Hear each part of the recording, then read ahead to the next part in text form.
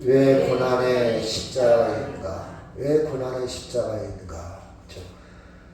6월절이라는 말, 한문인데요. 6월 넘어갔다는 뜻이죠. 넘어간 그날을 명절로 절기로 지키는 것을 6월절, 죽음이 넘어갔다 그런 뜻입니다. 여러분 잘 아는 대로 출애굽에서 나오는 과정에서 문설주의 피를 바른, 양의 피를 바른 그 집은 죽음의 연기가, 죽음의 그림자가 넘어갔지 않습니까? 히브리어로 페사우 또는 헬라 파스카라고 그러고 영어는 패스오버, 넘어갔다 그 뜻이죠. 6월절은 유대인들이 이렇게 지키면서 그들의 어떤 민족의 정체성, 6월절을 통해서 우리는 한민족, 우리는 하나님의 백성이다. 6월절을 통해서 우리는 구원받은 사람이야. 우리들은 하나님이 우리를 선택했어. 이렇게 6월절을 통해서 명분을 찾습니다. 우리가 어떤 절기를 통해서 명분을 갖잖아요. 우리가 오늘 주일 예배를 통해서 나는 기독교인이야. 나는 하나님을 섬기는 사람. 오늘 나는 예배를 함으로 고백하고 확인하고 이런 명분을 찾듯이 6월절은 유대인들에게 그렇게 그 공동체 그런 의미로 민족의 정체성을 확인하는 것이 6월절 행사입니다. 그 6월절 행사를 할 때 그 첫날 저녁 시간에부터 시작이, 여러분 우리가 그 창세기를 읽다 보면 저녁이 되어 아침이 되니 그 시간 부분을 저녁부터 시작합니다. 우리는 아침부터 하잖아요, 그렇죠? 저녁부터 이제 축제라고 할까요? 명절이 시작되는데 저녁부터 시작하는데 처음 저녁에 어떤 의식 같은 것을 하는데 그들은 이렇게 반찬을 합니다. 양고기가 들어가고요. 미국의 추수감사절 때 칠면조 고기가 꼭 들어가잖아요. 우리나라 추석에 송편이 들어간다든지 설날에 떡고기 이렇게 의미를 갖는다면 이들이 양고기, 그 다음에 무교병이라고도 그러고 누룩이 없다. 무교 한문이잖아요. 누룩이 없다. 누룩이 없는 떡. 병자는 떡이라는 뜻입니다. 무교병, 그 다음에 포도주, 이렇게 세 가지가 필수적으로 들어갑니다. 또 우리 옛날 제사 드리는 사람들 제사상에 필수적으로 이렇게 들어가는 거 있지 않습니까? 그런 것처럼 양고기, 무교병, 그 다음 포도주, 이렇게 6월절이 지킵니다. 그 6월절 때는요, 유대인들은 꼭 예루살렘에 와서, 어디에 가서는 예루살렘, 흑교도들이 메카, 그렇죠, 사우디의 메카에 모이잖아요. 그런 것처럼 유대인들도 그 흑교도들은 구약을 믿어요. 코란, 마호메스의 그 계시록을 갖고 있지만 또 한 가지는 구약의 아브라함의 자손 이스마엘과 이삭이 있지 않습니까? 이스마엘의 자손으로 생각이 자기들. 이스마엘의 자손. 그 구약을 믿습니다. 그 율법을 철저하게 믿죠, 구약. 그래서 구약에 나오는 돼지고기를 안 먹는 것도 흑교도들의 일이고, 그들이 우상 숭배하는 거, 또 구약의 일부 다처잖아요. 아브라함이 여러 이렇게 부인이 있었잖아요. 그래서 지금도 그들은 여러 부인을 데리고 살아요. 구약의 그 문화를 그대로 갖고 있죠. 그래서 유대인들은 꼭 6월절에 예루살렘에 모여서 6월절 명절을 지킵니다. 성지순례처럼 이렇게 하죠. 그래서 예수님도 유대인입니다. 그래서 예루살렘에 온 겁니다. 자, 1절, 2절 시작. 6월절이라 하는 무교절이 다가오매 대제사장들과 서기관들이 예수를 무슨 방도로 죽일까 궁리하니 이는 그들이 백성을 두려워함이더라. 그렇죠. 자, 6월절을 다른 말로 뭐라고 한다고요? 무교절, 누룩이 없는 명절 같은 말이에요. 자, 지금까지 유대인들은 예수를 죽이려고 계속 명분을 찾았어요. 가장 큰 죄가 부분이 예수님에 대해서 가장 큰 죄는 자기가 하나님의 아들이라는 거예요. 유대인들은 오직 하나님만 섬기는데 어느 날 갈릴리 저 시골 동네에서 태어난 예수가 하나님의 아들이라는 거예요. 이건 굉장히 큰 이단 중에 이단입니다. 유대인들이 볼 때. 그래서 죽이기는 죽여야 되겠는데, 죄를 해야 되겠는데, 여론이라는 게 중요하잖아요, 여러분.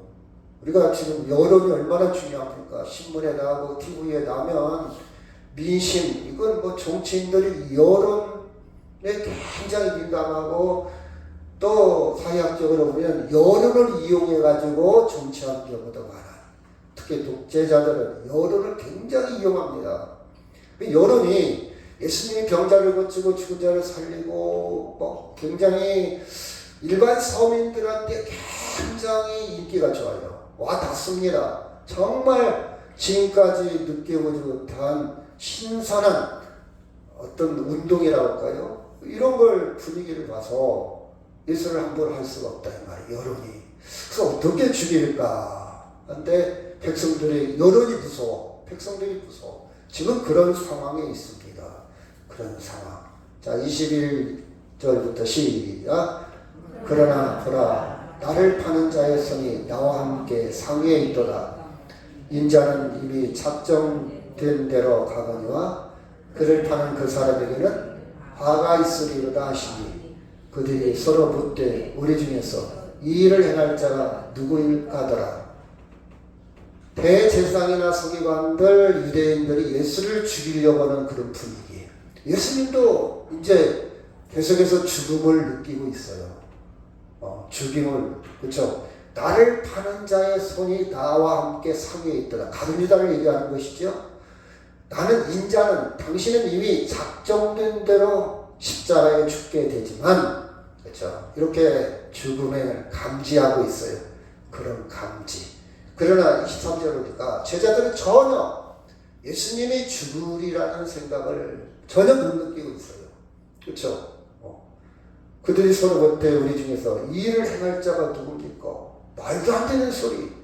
아니 누가 우리 스승을, 우리 리더를, 우리 두목을, 우리 보스를 누가 감히, 그렇죠?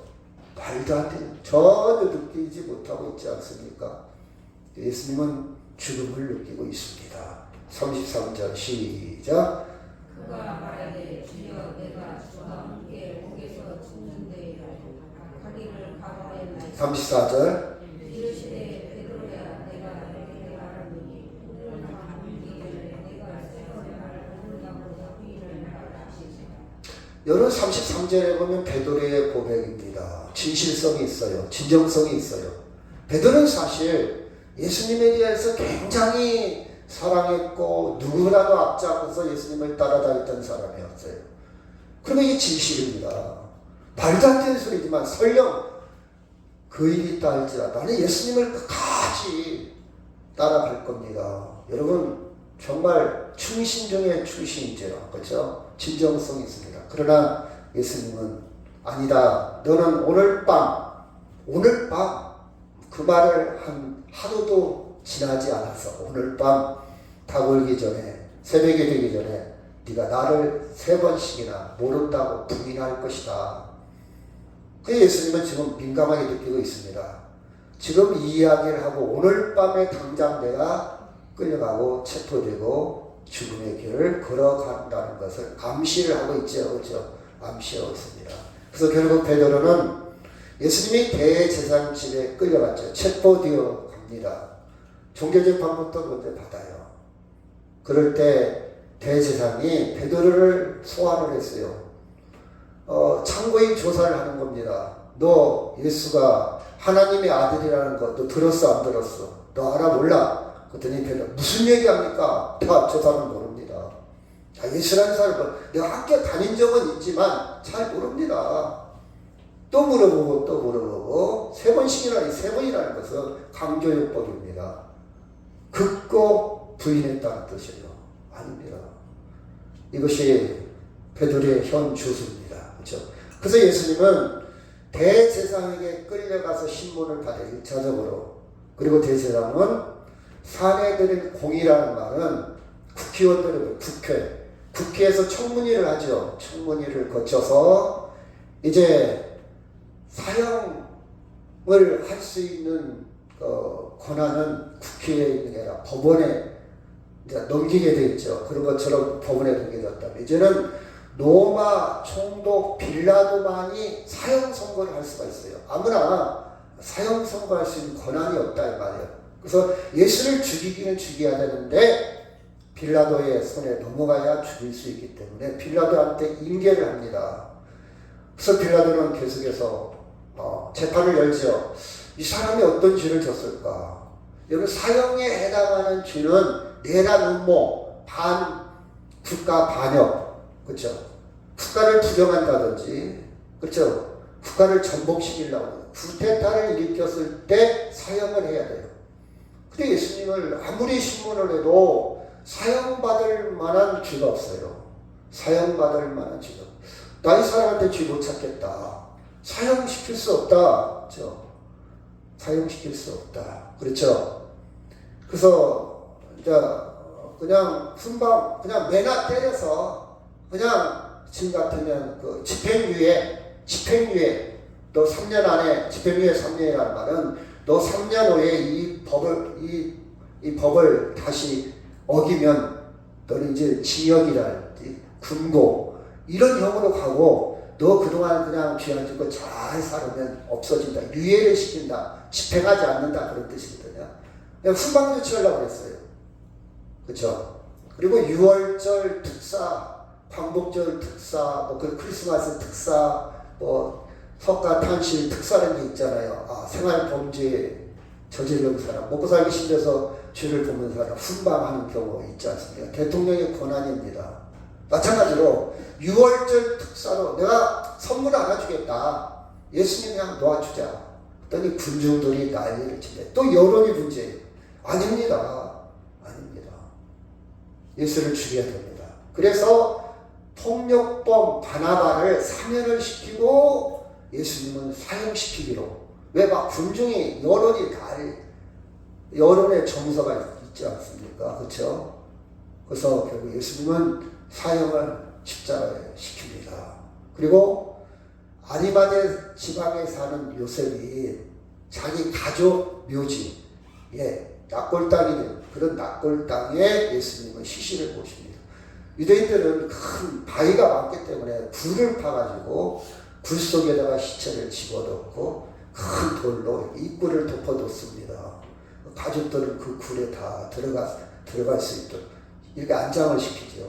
우리처럼 내장하지 않고요. 제가 필리핀에 갔는데 거기도 산적들인데 바늘 그대로 묶어가지고 절벽에다가 묶어둬요. 부활 사상이 강해요. 그 사람들도. 언제가 살아날 것이다. 근데 왜 절벽에 묶어놓냐. 들짐승이 손 타지 않기 위해서 관을 꽁꽁 묶어갖고 들짐승이 못 간 절벽에 매달아 놓은 그런 모습을 볼 수가 있었는데 유대인들은요 가족 묘지에 있는데 아리마대 요셉이 어쩌다 보니 시체를 맡게 되어 자기 묘지에 안장을 하죠. 예수님께 죽었습니다. 자, 문제를 하나 풀어갑시다. 누가 예수를 죽였을까? 누가 예수 죽였냐? 누가 예수를 죽였냐? 우리는 첫 번째로 본디오 빌라도에게 사도신경에 나오죠. 본디오 빌라도에게 고난을 받아 십자가에 못 박혀 죽으시고. 여러분 어떻게 보면요 빌라도는 살려주려고 그랬어요. 사형에 해당하는 죄를 찾지 못해서 훈방하자 계속 그랬거든요. 근데 우리는 성경의 사도신경할 때 본디오 빌라도에게 고난을 받아 그렇죠. 십자가에 못 박혀 죽으시고 본디오 빌라도가 죽였다는 거예요. 같이 한번 읽어볼까요? 시작. 빌라도가 세 번째 말하되 이 사람이 무슨 악한 일을 하였느냐? 나는 그에게서 죽일 죄를 찾지 못하였나니 때려서 놓으리라 하니 그들이 큰 소리로 재촉하여 십자가에 못 박기를 구하니 그들이 소리가 이긴지라. 이에 빌라도가 그들이 구하는 대로 하기를 언도하고 그들이 요구하는 자 곧 밀란과 살인으로 말미암아 옥에 갇힌 자를 놓아주고 예수는 넘겨주어 그들의 뜻대로 하게 하니라. 왜 빌라도가 죽였습니까? 빌라도는 최고의 통치권자로 책임자로 최고의 결정권자로 책임이 있죠. 그렇죠? 책임이 있습니다. 우리 중대재해법 같은 것도 이제 사장이 책임져야 된다. 사장. 이제 사장하기 힘들잖아요. 그처럼 정말 안전에 대해서 사장은 철저하게 책임을 다하라. 그런 의도로 법이 만들어졌겠지요. 책임져야 돼요. 빌라도가 죽였다. 두 번째, 누가 죽였을까? 예수를 체포하고 종교재판하고 결국 빌라도의 법정에 넘긴 사내들의 공의, 이 국회의원들, 이 사람들이 죽였을까? 이 사람들도 한몫했죠. 그렇죠? 어떻게 하면 예수를 죽일까? 그런 의도와 목적을 가지고 처음부터 죽이려고 했어요. 그리고 결국 자기들이 죽일 권한이 없으니까 권한이 있는 빌라도한테 넘겨주어서 결국 죽음으로 몰고 갔죠. 누가 죽였을까? 여러분 엊그제 어떤 가수, 영화배우가 죽었잖아요. 누가 죽였을까? 댓글을 다는 사람들, 또 어떤 경찰관이 또 유출하고, 그렇죠? 많은 사람들이 그 속에 포함돼 누구 하나 자유롭지 못하잖아요. 그렇죠? 여러분 이런 것처럼 이 사람들도 한몫했다 이 말이에요. 군정이 죽였을까? 군정도 한몫했어요. 그렇죠? 누가복음 23장 21절에 시작. 그들은 소리질러 이르되 그를 십자가에 못 박게 하소서, 십자가에 못 박게 하소서 하는지라. 그렇죠? 여러분 이 군중이라는 게 참 묘한 사람들이에요. 집단입니다. 이 군중에 대해서는 연구해 보면요, 참 군중의 속성, 그 대중심리, 군중심리라는 게 있지 않습니까? 하면 따라가요. 여러분 물고기가 한 마리가 다 따라가잖아요. 내가 왜 따라가는지도 몰라. 남이 가 쓰고 장에 가니까 그냥 따라가. 나도 따라가. 이 군중이 참, 어떻게 보면 군중은 양면성이 있습니다. 저는 이렇게 봐요. 이 군중, 대중은 때로는 군중이 신문 앞에서 좋은 사회를 만들기도 합니다. 근데 잘못하면 군중은요, 정치권에 이용당하는 무리들이에요. 자기도 몰라. 그냥 무조건 민주당이니까 좋고, 무조건 국민의힘이니까 좋아. 판단 능력이 없어요. 이게 군중이야. 그냥 따라다녀. 그렇게 배워왔어. 그쵸? 어떤 건 좋고 어떤 건 나쁘고 이렇게 분별하는 게 아니라 무조건 싫어. 한번 나쁘게 보기 시작하면 좋은 것도 나쁘게 보이고 다 나빠. 난 싫어.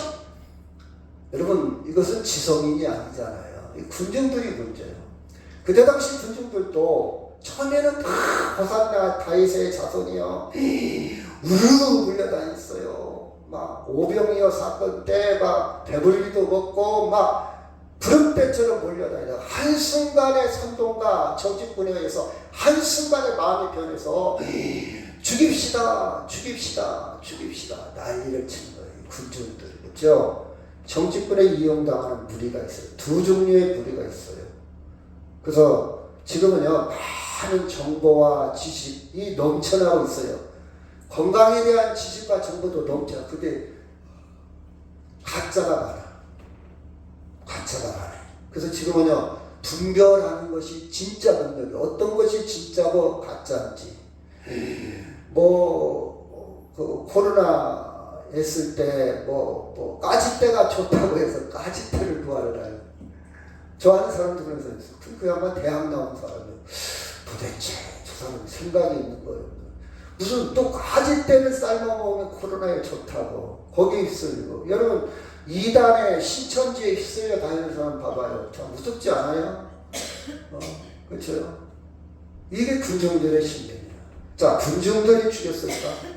군중들도 한몫했죠. 저는요 여기에 나온 사람들을 보면 빌라도도 사내들인 의원들, 국회의원들, 군중, 제자들까지도 모두 다 포함되어 있어요. 그럼 성경은 왜 이렇게 다 기록하고 있냐? 이것은 모든 사람이 죄인이다.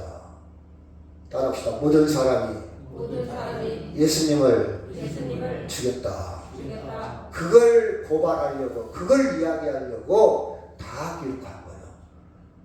모두가 다 예수님을 죽인 사람들이다. 저도 여러분도 모든 사람들 예수님의 죽음에 대해서 의로운 사람이 아무도 없다는 것을 우리에게 가르쳐 주고 있습니다. 다시 얘기한다면 그리스도 하나님의 아들 예수는 각양-각층 모든 사람들한테 버림받았다.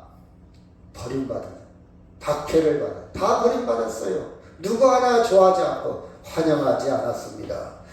그 예수는 도대체 누구인가? 그 버림받은 예수, 사형당한 예수, 모든 사람이 유명한 침뱉고 조롱하고 했던 그 예수는 도대체 누구인가? 모두에게 배신당하고 버림당한 예수는 왜 하나님의 아들인가? 저는 성경을 읽으면서 이렇게 물음표를 찍어봤어요. 왜 하나님의 아들인가? 그 버림받은 예수는 도대체 어떤 카리스마가 있어서, 어떤 능력이 있어서, 어떤 매력 때문에 우리는 지금도 예수를 믿고 있는가? 그 예수를 우리가 믿잖아요.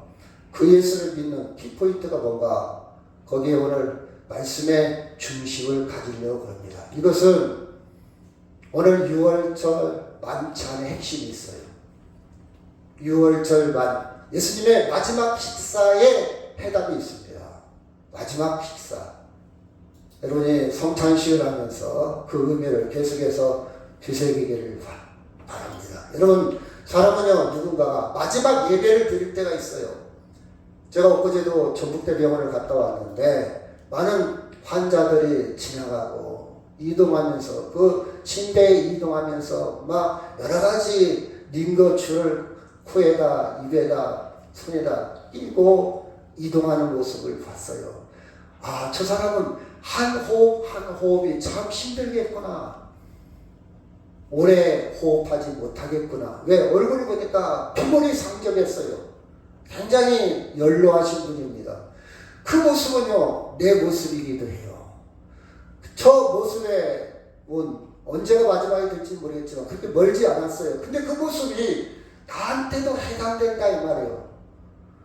예수님을 죽인 빌라도나 사내들인 공회원 아니면 군중 아니면 예수님의 제자들의 모습이 나의 모습이기도 하고 그 환자의 모습이 나의 모습이기도 하고 그렇죠? 여러분, 여보 사랑해. 우리 권영석 권사님 미안해요. 제가 앉아서 문지사님한테 그런 문자 받아본 적 있어요? 없어요. 그러면 그런 문자 보낸 적 있어요? 둘이 뭐 일치하네요. 똑같이 이번에 동시동작했어요. 그래요. 그 뒤를 또 안 물어볼 수가 없네. 권사님은 김영희 권사님은 받아본 적 있어요? 없어요. 장로님은 장로님 있어요? 있죠. 있어요. 행복하시네. 인생을 잘 사신 거예요. 저도 없거든요. 저도 없어요. 자, 만약 이 문자가 온다면, 권권사님, 이 문자가 온다면, 뭐라고 할 겁니까? 이 문자가 왔어요. 문지사님한테. 뭘 잘못 먹었나. 문지사님은 이 문자가 온다면 뭐라고 대답할 거예요? 뭔 일이래. 이렇게 문자가 왔어요. 진짜 문자가 이렇게 왔어요. 왔는데 이게 어떤 게 문자냐. 엊그제 신호세계 일본 신호세계 그 앞에 우리 화학 운반선이 뒤집혔어요. 그 긴박한 순간에 선장 남편이 아내한테 이런 문자 보내고 죽었어요. 이런 문자를 보냈어요. 여러분, 이런 문자 오면요, 뭘 잘못 먹었나 이렇게 넘기지 마세요. 이 문자를 그런 상황에서도 이 문자를 보낸 거예요. 죽어가는 상황에서. 그 선장 죽었거든요. 아내가 뭐라고 그랬는데요? 사랑해요. 나 오늘 노래교실 간다. 이렇게 문자 보냈어요. 이게 마지막 문자입니다. 남편한테 마지막 문자, 아내가 마지막 보낸 문자. 사랑해요. 나 오늘 노래교실 간다. 여러분, 이게 마지막 문자일 줄 누가 알았어요? 우리는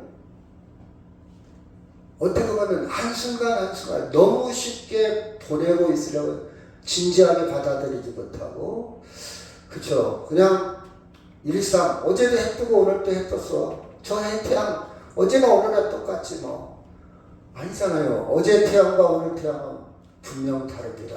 제가 중년 남자들한테 이렇게 서베이 조사한 걸 제가 봤어요. 그 중년 남성들한테 물어봤어요. 당신이 만약 죽기 직전에 자기 와이프한테, 아내한테 하고 싶은 말이 있다면 어떤 말을 하고 싶습니까? 물어봤더니 세 글자예요. 사랑해, 미안해, 그동안 너무 미안해, 고마웠어. 이런 이야기를 하고 싶다고 대부분 응답을 했습니다. 아마 저도 이런 문자를 보낼 거예요. 남자들은요, 뒤집게 너무 많잖아요. 그렇죠? 이런 문자 보낼 것 같아요. 여러분, 이게 마지막이 될 줄. 그렇죠? 우리는 그러나 내가 마지막이라고 감각이 없다 할지라도 언젠가는 마지막이 옵니다. 6월절 마지막 식사. 예수님은 진지했어요. 근데 제자들은 진지하지 못했어요. 그렇죠? 진지하지 못했어요.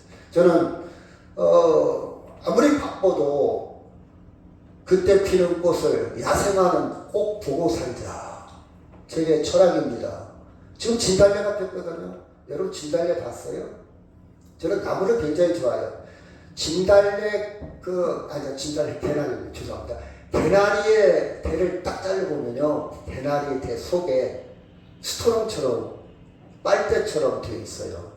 저는 그걸 보고 꽃이 피든 안 피든 이게 대나리인지 아닌지 분간하는 방법 중에 대나리를 좀 보고 살자. 그렇죠? 여기 보면 진달래가 폈습니다. 그렇죠?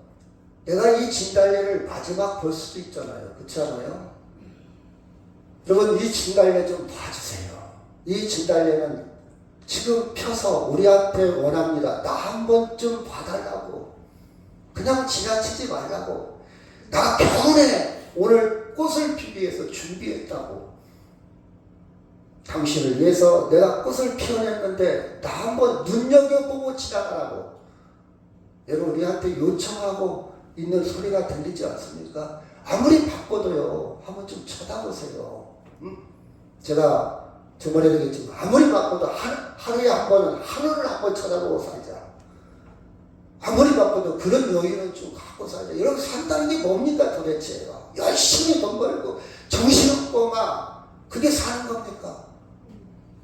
그렇죠? 돈도 열심히 벌어야 돼요. 정신도 살기도 해야 돼요. 목사님 한가한 소리 하고 있네. 물론 좋아요. 사람의 형편에 따라서 정말 힘든 분도 있고 어려운 분도 있고 돈 벌어야 될 사람들, 그럼에도 불구하고 한 번은 쳐다볼 수 있잖아요. 아무리 가난해도 한 번은 쳐다볼 수 있잖아요. 그렇죠? 아무리 바빠도 한 번만 쳐다보세요.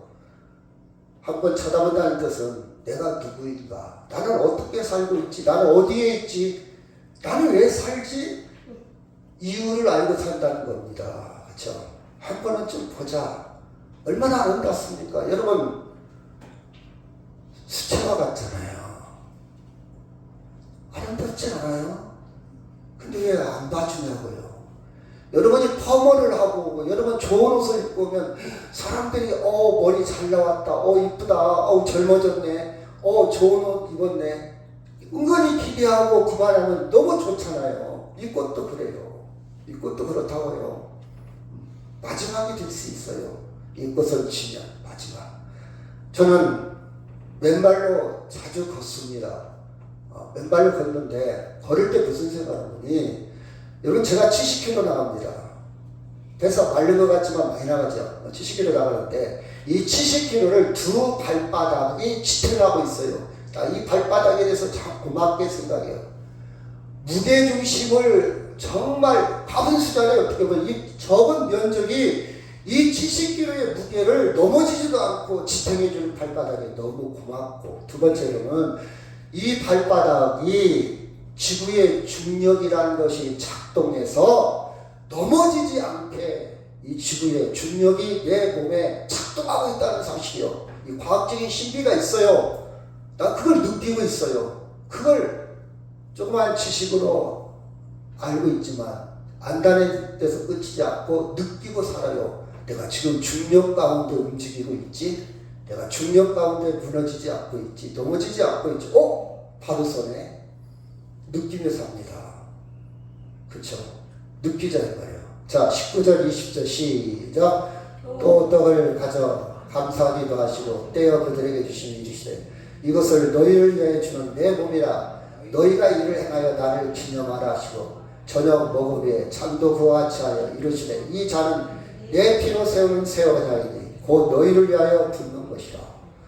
주님은 진지하게 이 팩트, 이 내용을 제자들에게 이야기하고 있는데 제자들은 못 느끼고 있어.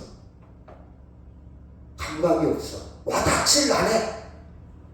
아름다운 진달래가 피어났는데 사람들은 와닿지 않아. 꽃폈나? 봄이네, 이쁘다. 그 정도. 아니면 아예 핀지도 몰라. 나는 정신없이 그거 볼 시간도 없어. 이렇게 지나쳐버린다 이 말이에요. 주님은 진지하게 이 떡과 이 잔, 이건 내 몸이야, 이건 내 피야, 와닿지 않는 거예요. 와닿지 않는 거예요. 여러분 느낌 얼마나 좋아요.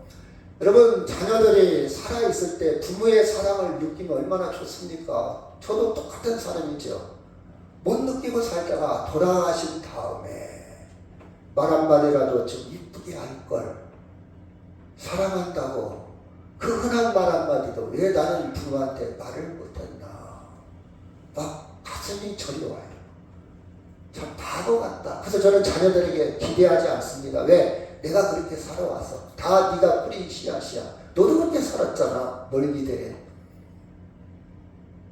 와, 다 이제서 다 그때 느꼈더라면, 그때 와 닿았더라면. 여러분 그 돈 들어가는 겁니까?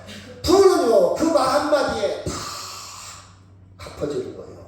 지금까지 고생하고 헌신하고 희생하고 아무것도 아닌 그 말 한마디에 그냥 다. 근데 자녀들은 그걸 몰라. 그걸 몰라. 그쵸? 와닿지가 않아요. 여러분 예수님은요 진지하게 떡을 떼어 이건 내 몸이다, 잔을 하고 이건 내 피다, 이게 새롭게 약속을 한다, 새 언약이다 말씀을 합니다. 그래서 이 마지막 6월절 만찬 의식은요 지금도 우리 예수 믿는 사람의 예배 의식의 중심을 잡고 있어요. 예수님 중심. 이 내 살이다, 내 피다 이 말은 예수님의 생명을 의미합니다. 생명, 살과 피는 생명을 상징하고 있는 거예요. 예배가 예수님의 생명으로 드려지는 거예요. 생명. 예수님의 몸을 먹고 피를 마신다는 뜻은 우리가 예수를 통해서 우리가 생명을 얻는다는 뜻이야. 예수님의 피, 예수님의 살을 먹는다, 내 입으로 들어간다, 상징의 의미가 있지만 그 속에는 예수님과 하나가 된다는 거예요. 하나. 예수님과, 내가 예수님 안에, 예수님이 내 안에. 하나의 상징.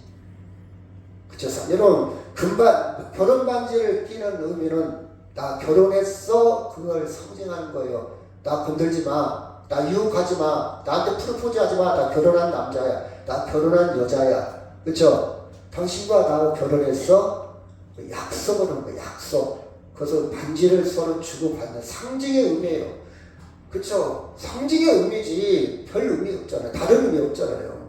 그 비싸네, 싸네, 금반지냐, 동반지냐, 14K냐, 18K냐, 다이아몬드냐, 그 의미가 아니라, 그쵸? 약속은 약속. 예수님의 몸을 먹고 피를 마신다 이 말은 예수님의 생명을 얻는다, 하나 된다, 그렇죠? 예수 그리스도를 통해서 생명을 얻는다, 그 뜻입니다. 근데 예수 그리스도를 통해서 어떻게 생명을 얻냐? 예수님은 혐오의 대상이었고 저주의 대상이었고, 그렇죠? 예수님은 죽음에 끝났다면 어떻게 그것이 생명이냐? 말도 안 되는 소리. 논리적으로 말이야 앞뒤가 안 맞잖아요, 그렇죠? 아니 혐오의 대상이 어떻게 생명입니까? 그렇죠? 멸망, 심판, 저주의 대상이 생명을 얻는다? 말이 안 되죠. 근데 왜 생명이냐?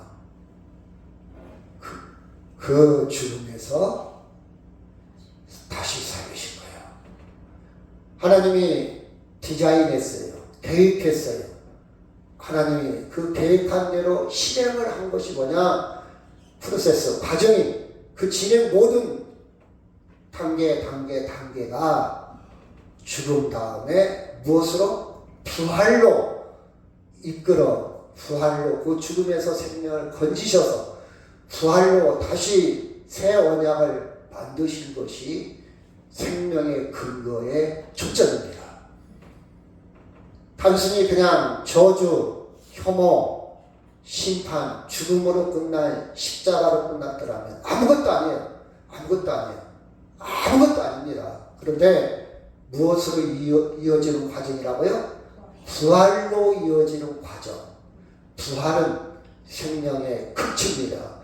영원한 생명을 상징합니다. 그래서 우리가 예수 믿는 거예요. 예수 믿는 거예요. 부활이 있기에.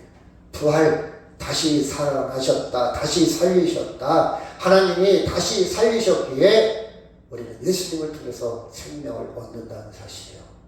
그래서 우리는 예수 믿는 사람들은요, 죽음이라는 것, 멸시라는 것, 저주라는 아주 극단적인 운명에 떨어져도, 불교 용어로 얘기한다면 나락에 떨어져도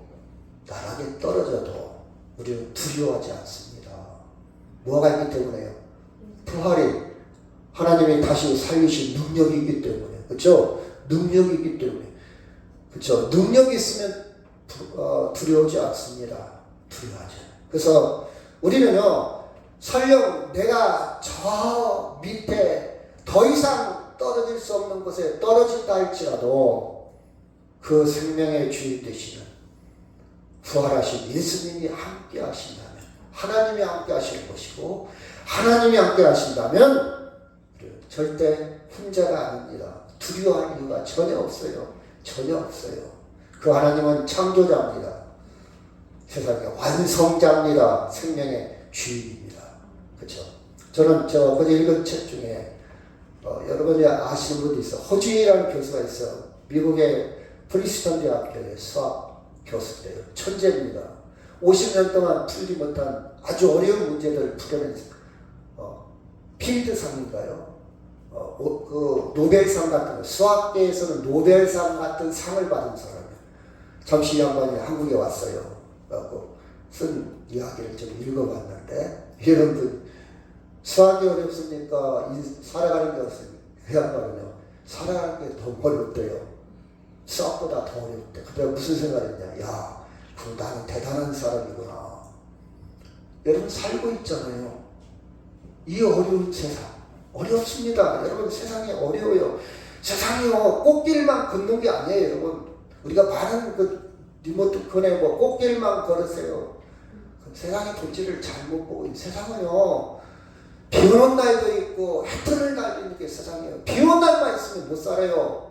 해 뜨는 날만 있어도 다 사각으로 변해요. 우리가 비가 오면 해 좀 떴으면 좋겠다. 해만 뜨면 또 비가 왔으면 좋겠다. 적절하게 균형을 잡아야 되듯이 이 땅에는요, 해 뜨는 날만 있는 게 아니에요. 이 세상입니다. 그렇다 할지라도 우리에게는 뭐가 있다고요? 부활이 있어요. 부활. 그렇죠? 여러분 성찬 예식 또 예배를 통해서 이것은 너에게 주는 내 몸이라, 이 말이 진지하게 와 닿고 조금씩 명료해지고 분명해지고 와 닿는다면 여러분의 인생은 달라질 거예요. 예수님이 함께 하신 예수 그리스도가 하나됨을 하나님의 생명을 경험하게 되면요, 정말 평화와 기쁨과 감격을 누릴 수 넉넉하게 삽니다.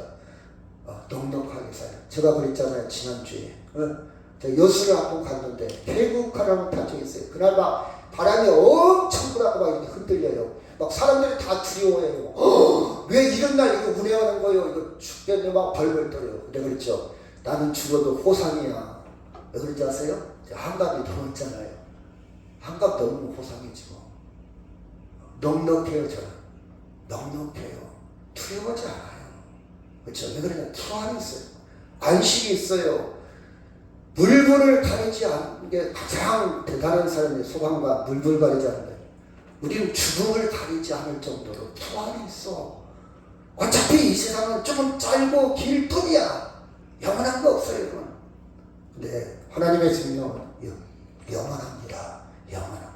어떤 사람은요, 나는 세상이 이렇게 활기차고 너무너무 재밌어. 좋아요. 재밌게 살아야 돼요.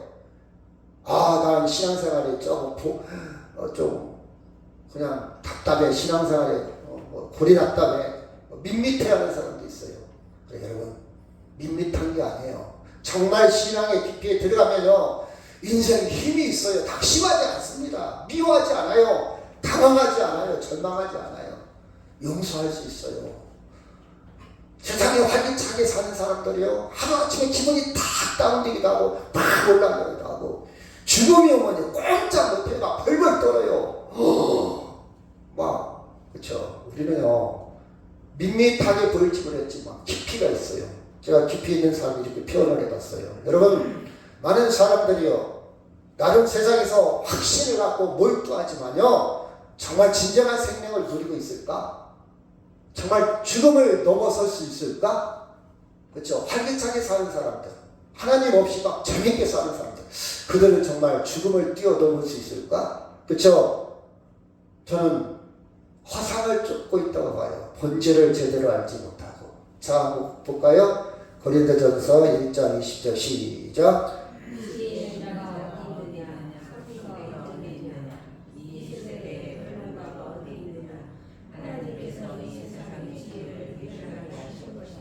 이 21절. 하나님의 지혜에 있어서는 이 세상이 자기 지혜로 하나님을 알지 못하므로 하나님께서 전도에 미련한 것으로 믿는 자들을 구원하시고 기뻐하셨습니다. 저는 이 사도 바울의 고백이 정말 와닿아요. 이 사도 바울이 이 글을 언제 썼냐? 그리스 로마 시대에 철학이 굉장히 발달했을 때 그때 글을 쓴 거예요. 그때 철학의 중심이 뭐냐? 지혜예요, 지혜. 철학이란 말도 지혜를 사랑하는 자 그 뜻이거든요. 필로소피란 말이.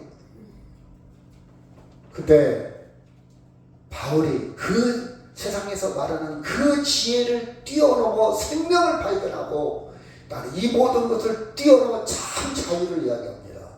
여러분, 나 예수 없이도 살아. 나 예수 안 믿어도 살아. 그게 지혜일까요? 그게 잘 사는 것일까요? 그게 정말 참 자유일까요? 어리석다고 봐요. 어리석다고 봐요.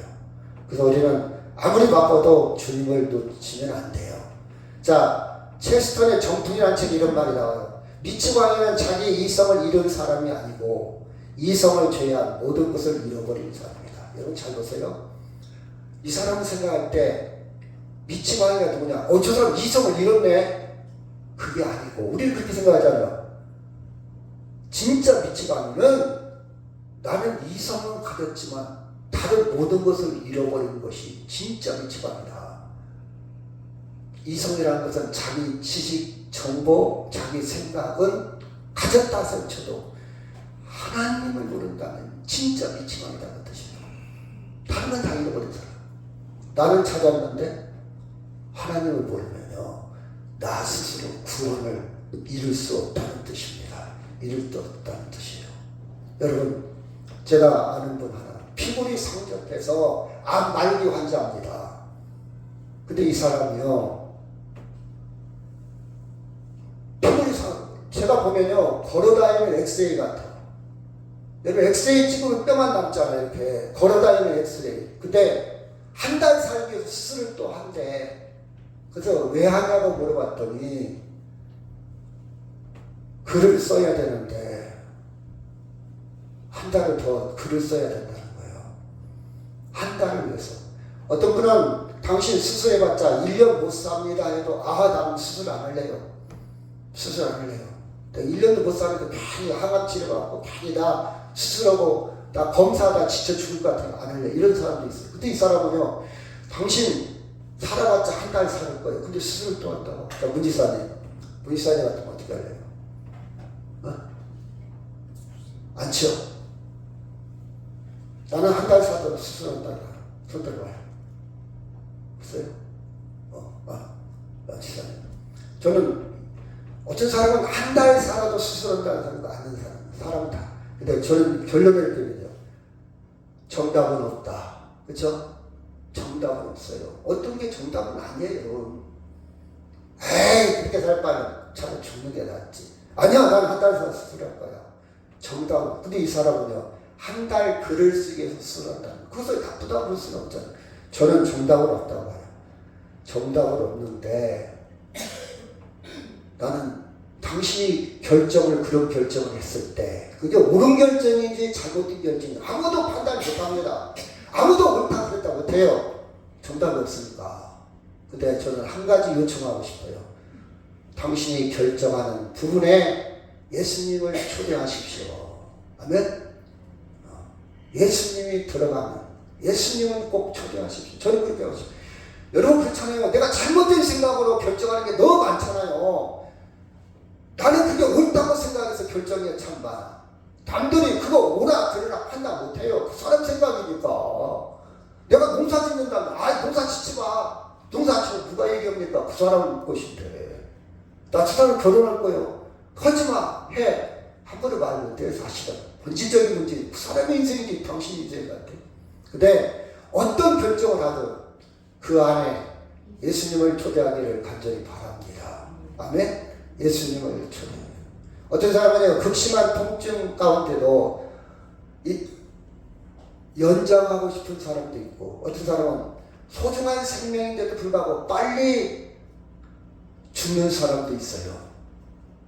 이것도 우리는 쉽게 판단할 수 없어요. 정답 예단할 수 없어요. 어떤 게 옳다 그러다. 근데 제가 말씀드렸듯이 여기에 부활의 주님을 진지하게 초대하시기 바랍니다. 아멘. 여러분의 인생을 살아가면서 어떤 상황이 있다 할지라도 예수님을 초대하십시오. 예수님께 기도하시기 바랍니다. 예수님께 물어보시고. 그래서 내가 아이들한테 이런 얘기를 해요. 야, 너희들 책을 읽어야 된다. 읽을 이유가 뭔지 아냐? 내가 무엇을 할까 결정하는데 지혜를 준다. 내가 무엇을 하지? 그 결정 잘해야 할 거 아니냐. 근데 책을 많이 읽어라. 그래야 그 결정이 지혜로울 것이다. 그래서 책을 읽는 거야. 그렇죠? 여러분, 내가 무엇을 할까? 사도 바울이요, 예수님 만나고 내가 무엇을 하오리까 이렇게 물어봤어요. 내가 무엇을 할까? 예수님 만난 사람은요, 예수님께 물어봅니다. 내가 무엇을 할까? 그 결정 잘해야 되잖아요. 부활의 주님과 함께 결정하면 주님이 동행하십니다. 아멘. 주님이 선한 길로 의로운 길로 인도할 겁니다. 아멘. 이게 인생의 능력입니다. 이게 능력이에요. 누구에게 들으면 그 말이 맞은 것 같고, 이쪽 얘기 들으면 그 말이 맞은 것 같고, 이 정치인 들으면 저 정치인 다 맞은 것 같고, 다 그런 것 같아요. 근데 지나고 보면 어떤 게 맞은지 그런지 역사가 판단한다고 그러지 않습니까? 그렇잖아요. 우리는 영원하신 주님과 함께 주님께 기도하고 주님을 초대해서 여러분이 주님과 동행하면 주님이 여러분의 죽음까지도 동행하고 영원한 생명으로 인도할 것이고, 그렇죠? 내가 무엇을 하오리까? 저는 주님이 계셔서 주님께 물어봐요. 저는 올해 그 노인들 심리 상담할 때 이런 얘기해요. 옛날에는 가서 울 곳이 있잖아요. 우리 어머니 같은 경우는 무덤에 가서도 울고, 그쵸? 울 곳이 있어서 자기 카타르시스, 자기의 속에 있는 모든 걸 쏟아냈어. 근데 현대인들은 울 곳이 없어. 누구한테 이야기할 곳이 없어. 건강하게 살려면 수다를 떨어야 한다. 수다 떨 곳이 없어. 수다를 받아들이지도 않고 떨 것도 없고, 그래서 계속 사람은 우울증에 걸려서 현대인들이 힘들어요. 병을 앓고 있어. 그래서 이러면 수다 떠는 거예요. 건강한 사람이에요.